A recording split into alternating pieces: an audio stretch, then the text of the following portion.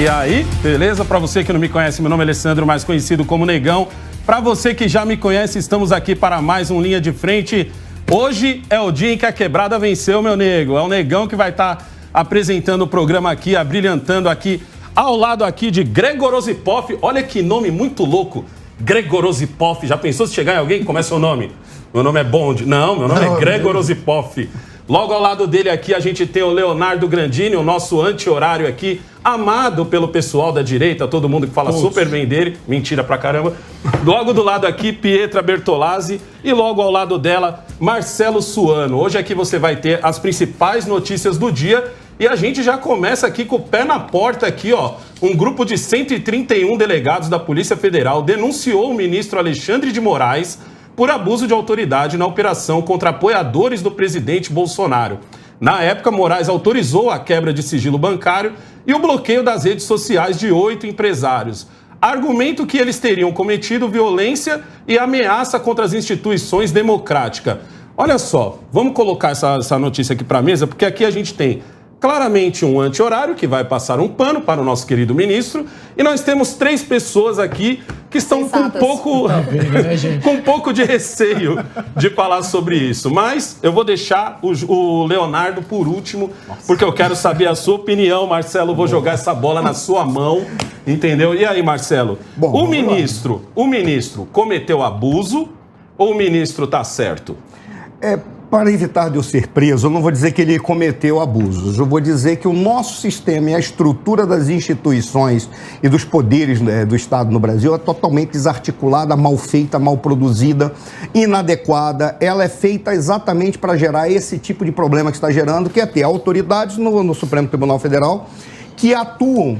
Eu não quero chegar a esse ponto, mas quase na sensação de um despotismo esclarecido. São realmente pessoas esclarecidas, mas como não existe nenhum sistema de pesos e contrapesos reais no país para segurá-los naquilo que eles fazem, simplesmente eles fazem o que querem. Veja, e qualquer um de nós assim o faria se estivéssemos no lugar deles, é claro que da perspectiva nossa, porque o sistema leva a isso.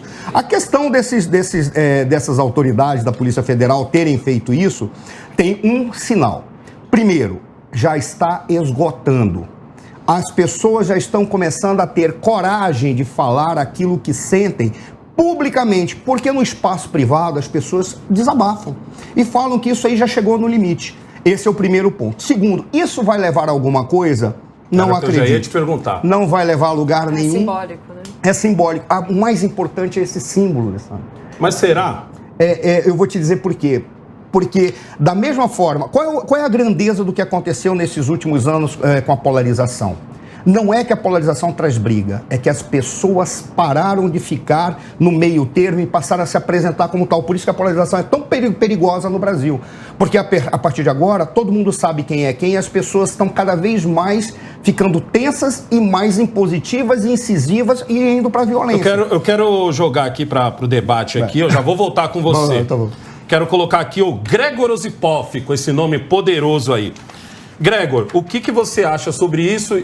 E você também tem esse receio que o Marcelo tem também de repente, fazer uma crítica ao ministro e essa crítica ser interpretada como, sei lá, ataque à democracia?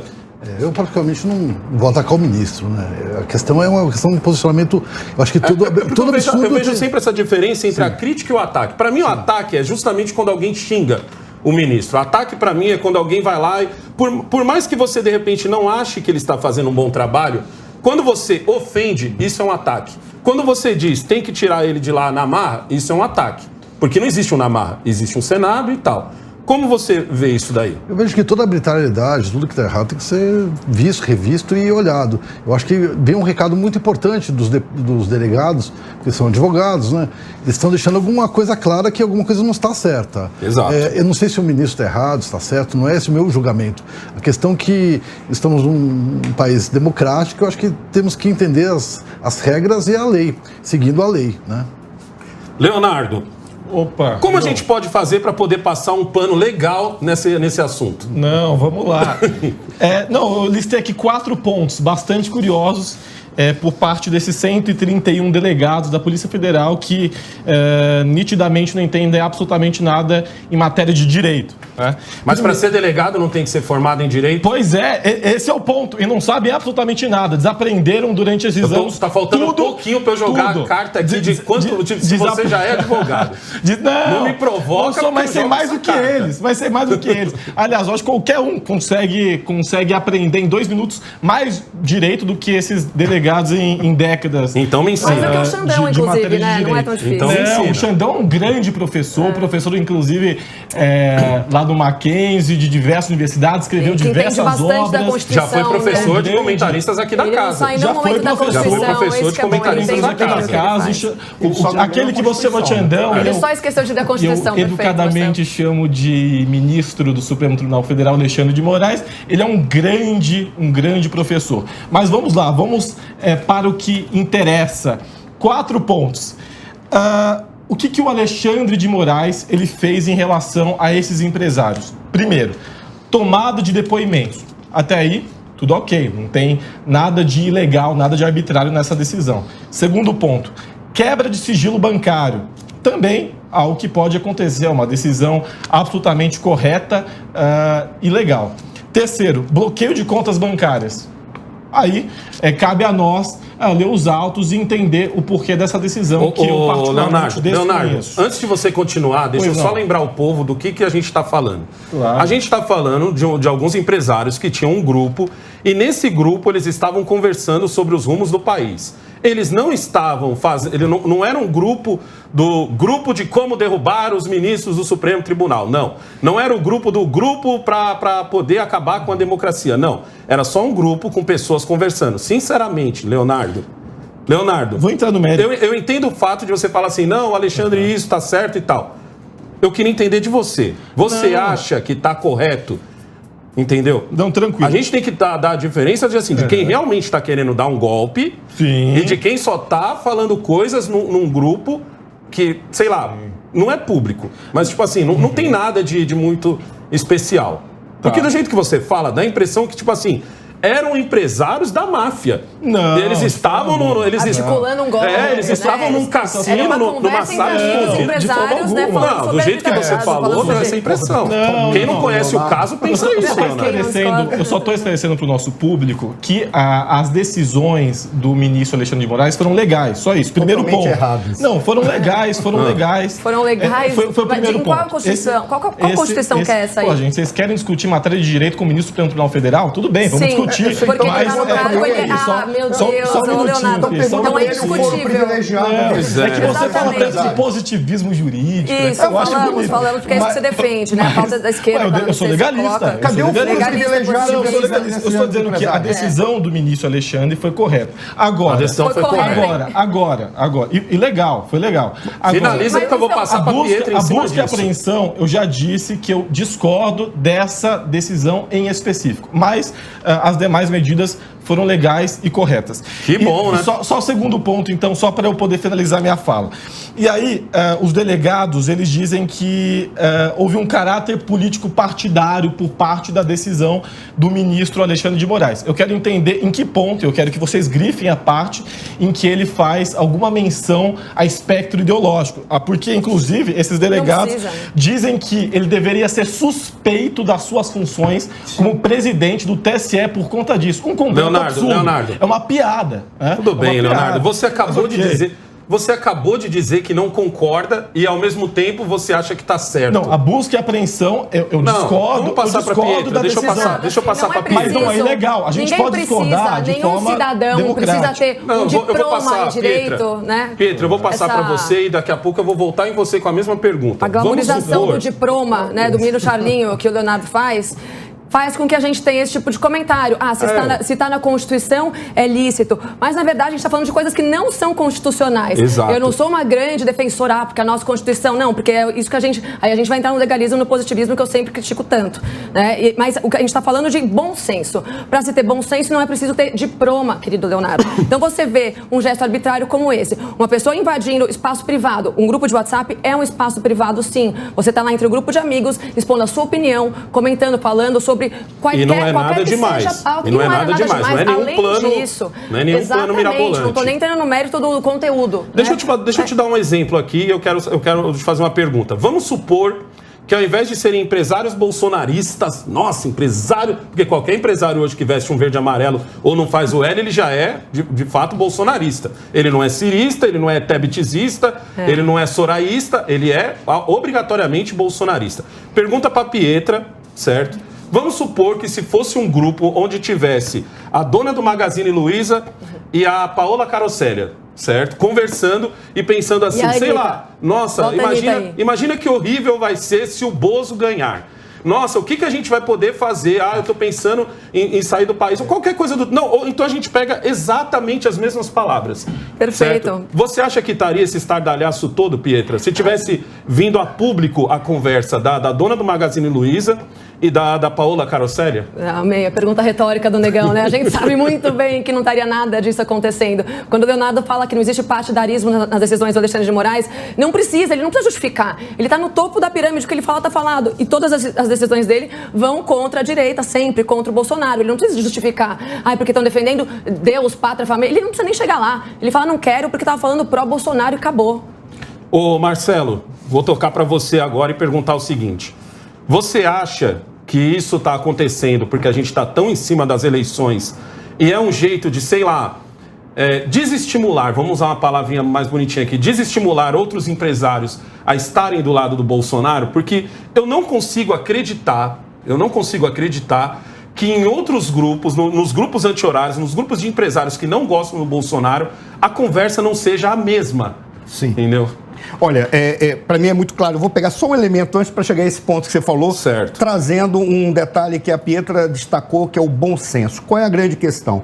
Quando os delegados da PF foram lá, eles alegaram a parcialidade dele e a contaminação política e ideológica que o Alexandre de Moraes tem. Aí fica a seguinte questão: isso é subjetivo ou objetivo? É objetivo. Eu vou te dizer por qual razão. Porque o Alexandre de Moraes, ele não solicitou, foi uma demanda feita pelo Randolph. E a demanda de um cara que é o coordenador da campanha do Lula. Ora, onde estaria o bom senso do Alexandre de Moraes? Empresários não têm foro privilegiado, não teriam que estar sendo tratados ali. Ah, mas isso foi no TSE. Não, envolve o Supremo Tribunal Federal também. Porque pela distorção e monstruosidade do nosso sistema, você coloca 3 caras do Supremo Tribunal Federal no TSE e dá a eles o direito de serem os presidentes do TSE. Ou seja, você tem essa mistura em que a contaminação ideológica fica clara. Se ele tivesse um mínimo bom senso, ele diria, olha, eu não posso fazer isso porque esses empresários não têm foro privilegiado. Então, como eles não têm foro privilegiado, eu não posso usar da prerrogativa minha como ministro do Supremo para barrar empresários que não têm foro privilegiado e quebrar todo o processo acusatório. Isso é da nossa legislação. Olha só. Ele jogou fora a nossa Constituição, ele precisa ler a Constituição. Aquela Constituição, eu tenho a impressão que quem foi a ministra que entregou para o Bolsonaro? Não foi a Rosa Weber, agora deu a Carmen Lúcia. Ela entregou, foi a Rosa Weber, eu acho, que entregou. Sabe o que o Bolsonaro deveria fazer? Ele deveria assinar e dizer, a partir de agora tem valor histórico, que tem assinatura do presidente. Volta para vocês e leiam, porque eles não estão lendo mais a Constituição, que era a única coisa que eles deveriam saber fazer. Leia a Constituição. Vou tocar a bola agora, ó, 2h14 agora, vou tocar essa bola agora pro Leonardo. Leonardo, o exemplo é simples, bem simples o exemplo. Vamos lá, dona do Magazine Luiza, conversando com Paola Carossélia. Grande cozinheira. Dizendo grande cozinheira, concordo com você. Tamo junto nessa. Com a Anitta, grande cantora. Vamos colocar a Anitta também, grande cantora. E eu não tô nem sendo sarcástico, nessa eu concordo mesmo. Sim. Entendeu? Estão conversando a mesma coisa. Aí eu, Alessandro, que não me considero jornalista, mas muita gente me coloca nesse rol, e eu não me considero porque eu tenho muito respeito por essa classe. Sim. Vou lá e no meu blog eu intercepto de alguma forma as mensagens dela, sei lá, me finjo de Anitta, aí vou lá, pego as mensagens dela e coloco as mesmas falas do pessoal bolsonarista, não vou colocar fala diferente. Só vamos trocar, sei lá, ganhou o Bolsonaro ao invés de ganhar o Lula, certo? E aí o Eduardo Bolsonaro, o Flávio, que é o senador. E aí Flávio Bolsonaro vai até e faz igualzinho o Randolph. Se o Alexandre de Moraes vai lá e aceita, você teria a mesma opinião? Qualquer decisão do Supremo eu endosso. Qualquer decisão do Supremo eu acato e endosso. Olha que você faz o L de Lula. Olha, e do lado do Lula. Inclusive... Não. E do lado do Lula. Inclusive, quando o Supremo decidiu sobre os processos envolvendo o Flávio Bolsonaro, eu endossei, porque foi de fato correto naquele momento. Você jura que você Quando não acharia Michel errado Temer, seu filho do presidente pedir? Quando Michel Temer, por exemplo, foi solto, Não eu comemorei a minha decisão porque ele foi preso por uma decisão arbitrária. Eu sou um legalista, não importa se é para um petista, se é para um tucano, se é para um bolsonarista, eu defendo o Estado de direito. É o cara que está tomando conta da campanha do Lula, Leonardo. Mas não interessa, não interessa.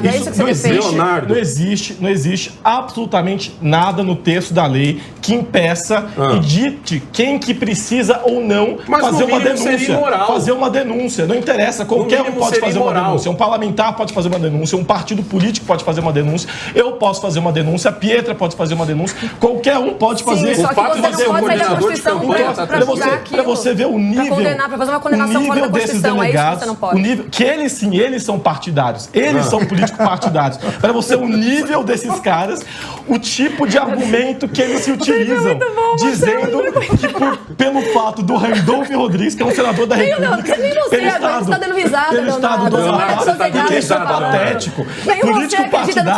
Político partidários são esses palpiteiros delegados. Leonardo, deixa eu só te fazer uma pergunta. Sim ou não? É uma resposta de sim ou não. Sim ou não, pois não. Vamos supor que não era Alexandre de Moraes, no meu exemplo. Tá. Não era Alexandre de Moraes, era o Cássio Nunes. Indicado pelo Bolsonaro. Sim. Você teria a mesma opinião? Teria, a mesma opinião. Os jornais teriam a mesma opinião? Eu não sei, porque eu não falo pelos jornais. Eu não falo pela linha editorial de jornal nenhum. Eu não sou proprietário de nenhum jornal. Aí você pergunta aos jornais. Eu, Leonardo Grandini, apoiaria qualquer tipo de decisão do Supremo Tribunal Federal. O Flávio Bolsonaro pedindo... Se o Supremo decidiu, eu assino embaixo. Esse é o ponto. Eu sou coerente com o que eu defendo. Eu sou um legalista. Tem gente que é partidária. Marcelo. Peraí, Leonardo. Marcelo, eu senti o Marcelo aqui. Marcelo estava dando risada. Por que você está rindo, Marcelo? Porque se ele fosse legalista, ele não poderia aprovar aquilo que está sendo feito no Supremo. O Supremo está rasgando a Constituição e está jogando fora. Onde é que está a legislação? O Supremo está dizendo isso aqui, ó. Ele não está colocando como fim. Ele está usando para cometer arbitrariedade. Ele está olhando para a Constituição e vai dizer isso aqui me interessa, isso aqui não me interessa. Por quê? Por alguns erros que foram cometidos, principalmente pelo Legislativo. Não estou falando só do Senado, não. É principalmente pela Câmara. O que a Câmara fez? Quando a Câmara resolveu a partidos nanicos, partidos que não têm representação, a representação é minúscula, inexpressiva, insignificante, querem judicializar as decisões no Legislativo, porque dizem, mas ninguém decidiu. Uma não decisão no Congresso é uma decisão, porque significa que o espírito do povo, o espírito da época, não quer que se toque naquele assunto. É uma decisão. Aí o que eles fazem? Agora eu vou pedir para que o Supremo analise essa não decisão. Aí o que o Supremo faz? Ele pega uma política judicializada, aí ele simplesmente diz assim, eu vou pegar os fundamentos da nossa Constituição e ao invés de verificar se a legislação está seguindo esses fundamentos, eu olho para a legislação, jogo fora já que o Legislativo não quer fazer nada e eu legislo no lugar dela. Isso que é o chamado consequencialismo jurídico é um erro, isso é um desrespeito à Constituição. Eles deveriam ter um pouco de vergonha e dizer assim, isso aqui não é atribuição minha. Faz como faz nos Estados Unidos. Chegam tudo quanto é tipo de porcaria para os ministros do Supremo dos Estados Unidos. Eles olham, não, mas isso aqui não é coisa para mim.